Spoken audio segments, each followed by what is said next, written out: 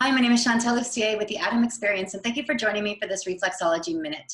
Today we're going to talk about the pituitary gland. The pituitary gland is a pea-sized gland that's located right at the base of the brain. It's part of your endocrine system. It's also known as the master gland because it does so much. It's producing hormones, it's sending messages to other glands to produce hormones, so we always want to make sure that it's working optimally. So to access the reflexology point for the pituitary gland, it's going to be in both thumbs and also both great toes, right at the center where there usually is a circle or a dot.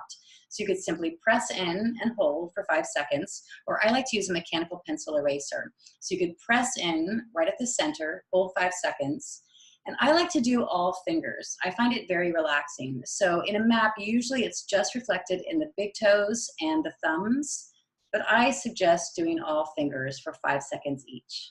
I hope it helps. Until next time.